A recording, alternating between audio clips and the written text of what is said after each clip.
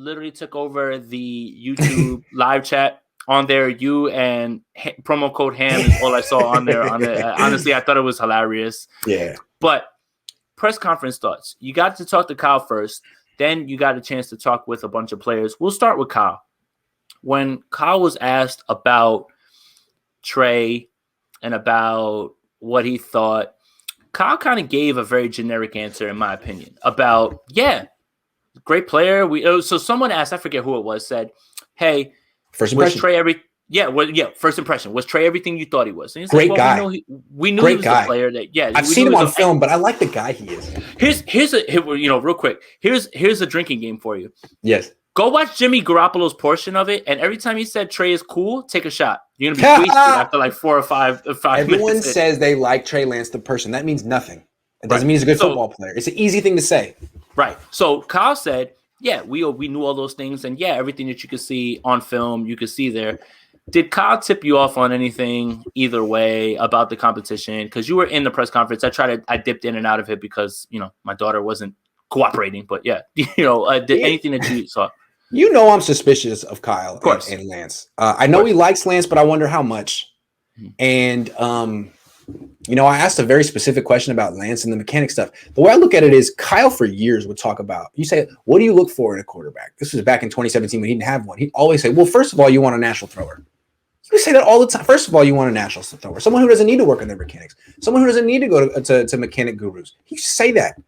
And now he's got Trey Lance, who is a lot of things. I like Trey Lance. It's the pick I would have made, not a natural thrower. He's going to be working on his mechanics his entire career, and his work ethic in that department will determine his success.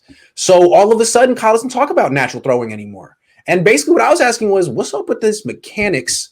I'm noticing he's missing high. And Kyle kind of like, I want to talk about that. It is what it is. You can work on his feet a little bit, but it is what it is. I think kind of he's saying is, man, this is what I got to coach. Mm-hmm. You let me know if you haven't. Let me know, man, because this is my burden. Mm-hmm. This is my nightmare. Mm-hmm. No, I think that's what he's saying, man. There's no answer here. It's on Trey. Okay. Did you get anything else from Kyle that you thought was interesting? Because I felt like everybody, in not just Kyle, I felt like everybody had generic answers, were just regular, normal. And we'll talk about the guy that I thought had the most generic answers. I'm not going to spoil that right now. We'll get to it. But I felt like this press conference was rehearsed over and over. No matter what would have happened in OTAs, Kyle would have given you similar answers just because, again, this was the one day that media was allowed to watch. And like you said, Grant, if this day Trey looks good and you write home, hey, Trey looked amazing, that doesn't mean that the next 2 days he did look amazing and vice versa. Right. And that's kind of what it happened with rookie minicamp, right? You went, they made sure in front of you to never put Trey in any position to make him look bad. They made sure that they hit him with the passes, and you could say totally choreographed. Right. 2024. Right. Oh my God. Right. And why would they show the complicated stuff to the press on day one if they were trying to implement any of that stuff? So was there anything else that you took away from what Kyle said today as far as, anything? Did something jump out to you? Did any statement jump out to you? Because for me, it felt like it was very bare bones to the point like Kyle is. Well, it's just they didn't win or lose today. So the questions aren't always great. I'm not putting my beat writer friends down. It's not like that. It's just like you already knew that a bunch of like, hey, what's your first impression of this guy? What'd you think of that guy? And I don't like those questions because nothing's at stake. It's a really easy answer. He doesn't give you any insight and you didn't learn anything. Although they kind of have to be asked. So that's why I asked like a pointed question about something that happened and he didn't, I don't know if he appreciated it, but we learned a little bit from what he said, how he answered. You learned something and I could take him being displeased with me for 10 seconds. I can handle that from Kyle. That's the way I saw it. I don't think he was put in a lot of positions to reveal much. I felt like that's just kind of the nature of a practice in May. What are we really supposed to ask? And what is he really supposed to say? Yeah. And the 49ers. But what did you hear anything more that was kind of like, honestly, I took more away from. Let's move on. Let's talk Jimmy. Let's talk. Yeah. So all right. So let's just get right to it. Can I ask you a question? Did Jimmy seem angry? No. Maybe a little bit more upset? No. Not to me. Maybe you saw it differently. What did you? So angry at what? Angry about what? So I feel like he repeated a phrase over and over and over again, and I think it's what I do. I win games. I win games. This is what I do. Right. I heard it too. I heard that too. I'm just gonna go out there and win games. So that's why he's like, I'm not focused on anything but doing what I do, and that's win games. Right. He didn't say it in the tone that I'm telling you, but you could tell that when Ka said, hey, he was a little pissed off when it came to this. I don't know, man. He seemed a little bit more ready to go. And anybody who wanted this quarterback competition to me. He seemed confident and happy today. Honestly. If anything, anybody wanted from this quarterback competition from Jimmy Garoppolo so far, I don't want to take too much from a few statements. Kind of feels like he's pretty upset, and he seems like he is focused on proving everybody wrong. And that's great. That's amazing. There's nothing wrong with that. That's great. If he plays angry, and like you said today on 7-on-7s, he seemed more decisive. He seemed like a guy who's been here before. I think Jimmy understands that portion of it. Like, hey, yeah, you drafted your guy, but you didn't get rid of me yet, and I'm still here, and I'm still QB1. So talk to me about that. He may have a chip on his shoulder for the first time in his life. And let me tell you, like, I can sympathize with that because I didn't get a chip on my shoulder until I was about 30, 31. This is how it was for me, and I'm not trying to like be like I have a similar existence as Jimmy Garoppolo because I don't. Mm-hmm. But I started being a beat writer at 23.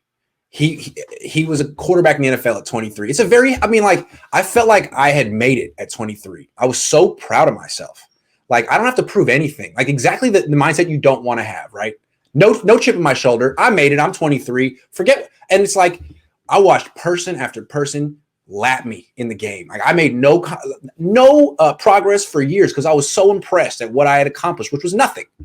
And then at 30, when the Press Democrat didn't promote me and I was still not getting any type of benefits and I was working for nothing plus. And I realized, man, like I'm going to wash out. I'm going to fail. There it is. Now you got your chip on your shoulder and you can actually see what your full potential is. I didn't know what it was until I was put in that position in my late 20s, early 30s. Maybe Jimmy's the same way. Maybe he's been a guy who's like, man, I'm Tom Brady's heir apparent. Everyone thinks I'm great. I don't have to prove anything. And then you get in this weird position at 28, like, wait a second.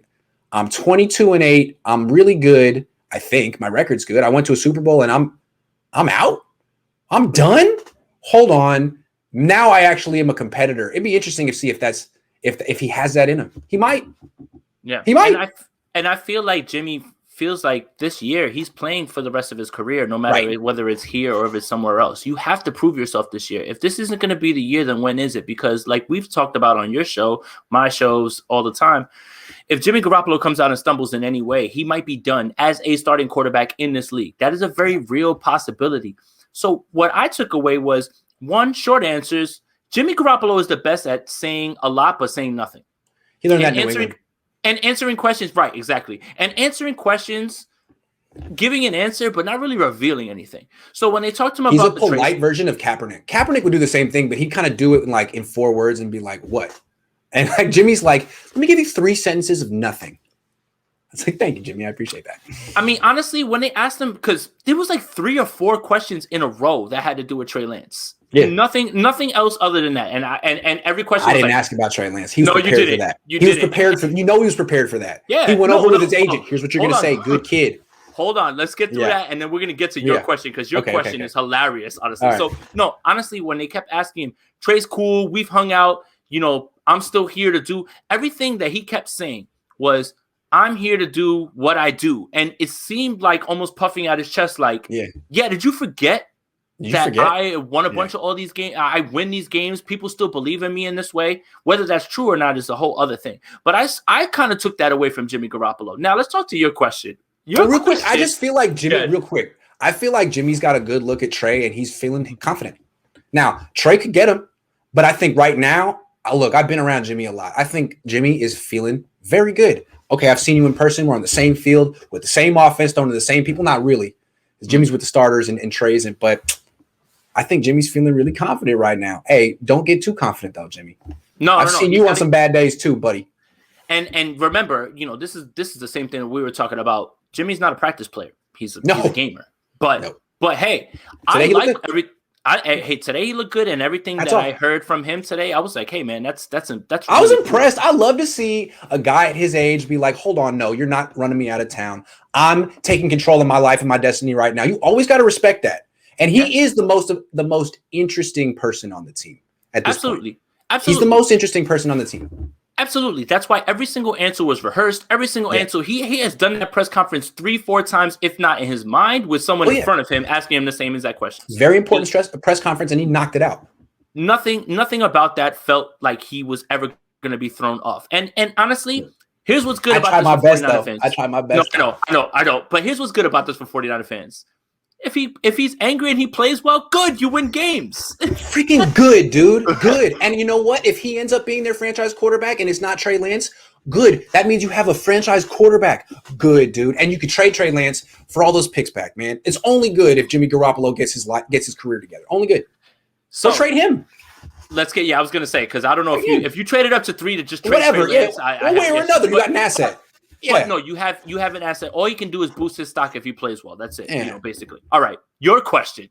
And it seemed to throw him off a little bit. He didn't see this one coming. You asked him about the ankle, everybody, and he talked many times about preparing himself, improving on things that he wanted to improve on, that he's got a whole list, and also, hey, I'm fully healthy and I'm ready to go.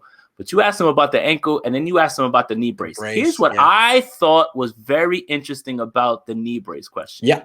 Not only him saying, oh, geez, because you kind of caught him off guard. It's going to come and go. Why? Yeah. I wish I could have followed up. If there wasn't Zoom, when you were just in the room with someone, you could just belt it out. Why? Excuse me. Sorry. Follow up. Why? Based on what? How's that going to go? So that's my thing. The injury to the knee had happened how many years ago? You are that far removed from it. 3. And the brace is still on your mind? I know. That's the part that's the one that I was like, hey, wait, what? Wait a minute. So to me, when he says it's going to come and go, that means I'm always on brace watch. Always. And anytime he's wearing it, I'm like, oh, man, why is he wearing it? He doesn't feel confident in his center this week, or he thinks that right defensive tackle is going to – what's up, man? For me, it's more about the knee still on your mind. Yeah. I hate that idea. I really do. And I'm not trying to tell him what to do because I have no idea what it's like to tear an ACL and play the hardest sport in the world and play the hardest position in sports to me. I don't know that. That part really threw me for a loop because at this point, he's been confident. He's been sitting there taking his questions and saying them, with rehearsed answers and being fine. When it got to that portion, you threw him off. I thought he would say something a little stronger about the knee brace. I don't even think it's done. I don't even think about it. That's what he said about the ankle. I don't think about that. But the knee, it'll come and go. What does that mean? Does pain come and go? Does it? What's up, dude? Oh man. Yeah. Absolutely. That was the part that really threw me off. So it's funny. You ask the question and everybody knows your voice comes up and everybody's like, oh, here we go. And you said, and you go, hey, Jimmy, 2 questions. And you go into the ankle. He says the ankle's fine. And you talk about the knee brace. And I don't think he was ready for that question. He was not ready for that question. It was a small detail, a very small detail. And he's talked about the knee brace before and he knew it. So he's like, I know I'm kind of confusing you. Yeah, I'm totally confused, Jimmy. Please, could you expand on that, man? So when you are wearing it, what are we supposed to think? That you're lacking confidence in what? What? Your knee, your line, all of it? What's up with that? Because honestly, when he came out week 1 against Arizona last week with that knee brace, I think it said a lot about what it totally foreshadowed his entire performance. Totally. Absolutely. Yeah, absolutely. So I'm glad that we talked about that. So other people that were in front of the podium, if I miss anybody, let me know. George Kittle gave George Kittle answers, but George Kittle gave a little bit of a tidbit that is going to rile up the start Trey week 1 crowd by saying Trey looks a little bit more than just a rookie quarterback. Now, what does a little bit more mean? I don't know. As you know, if it fits my narrative, this doesn't fit my narrative because I don't think that Trey Lance, is going to be the starter. And I've been predicting that it was going to be Jimmy for a while.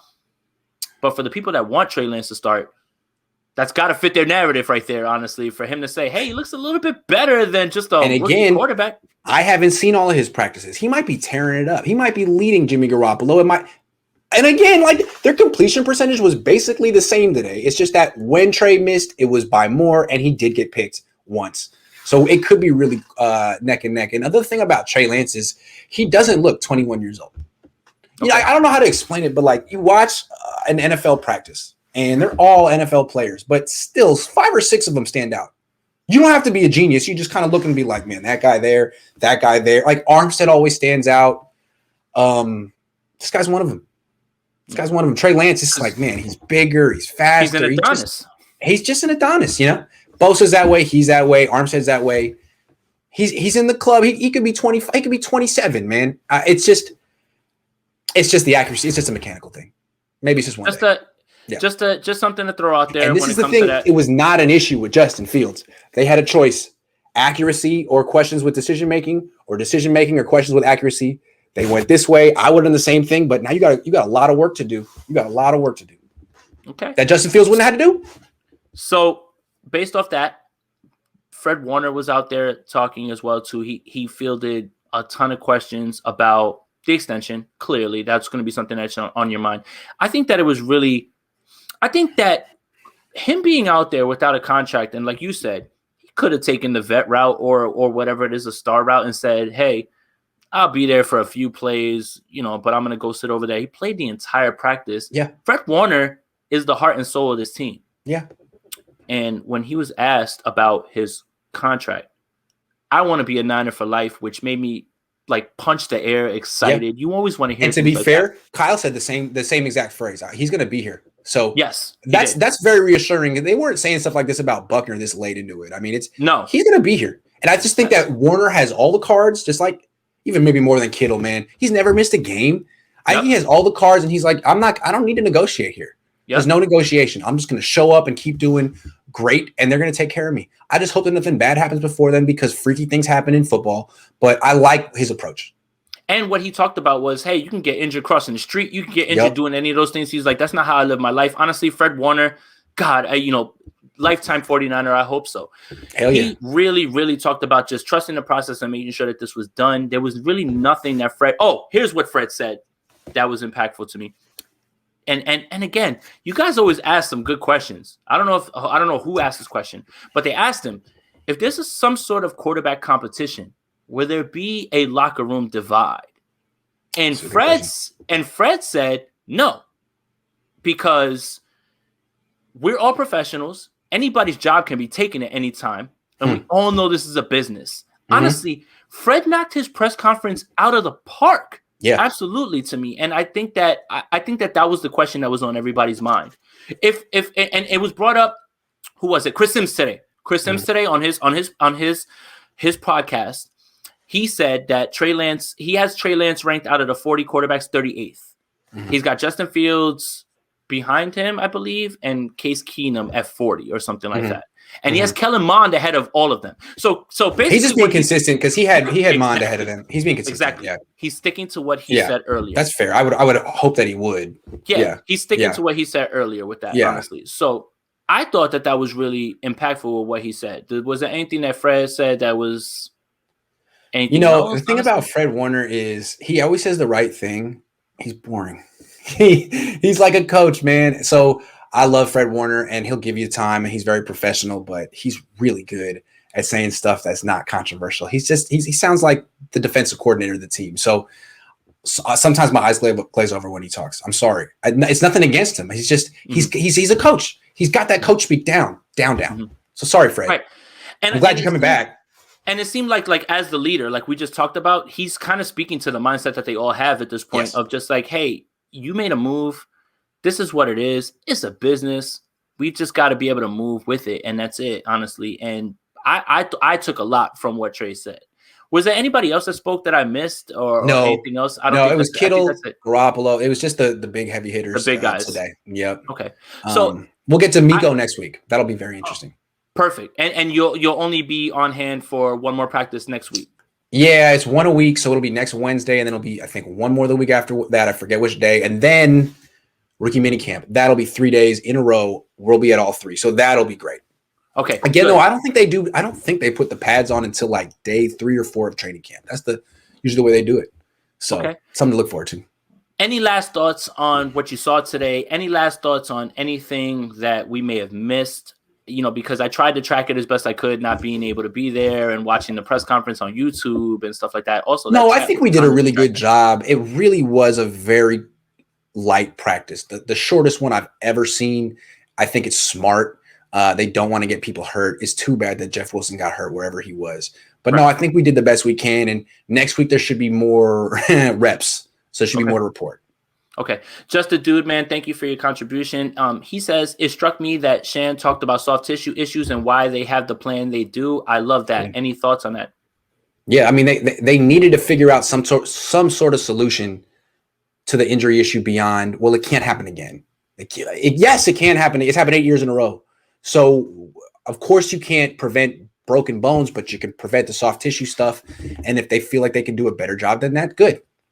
Grant, damn it, Gumby, thank you for your contribution. Love that Big Mike didn't talk also. I think that's probably best at this point. Mike, sincerely, from me to you, if you want to learn how to talk in these press conferences, I'm not even trying to be funny. Just watch Fred Warner. Do what he does, man. Honestly, if you just do that, you'll be good. Okay. You be good. Come on, Mike. Well, the problem with Mike is he talks too much. He's always trying to talk like he's the coach or he's the GM. Nah, man, just say the stuff that Fred Warner says. You'll be good.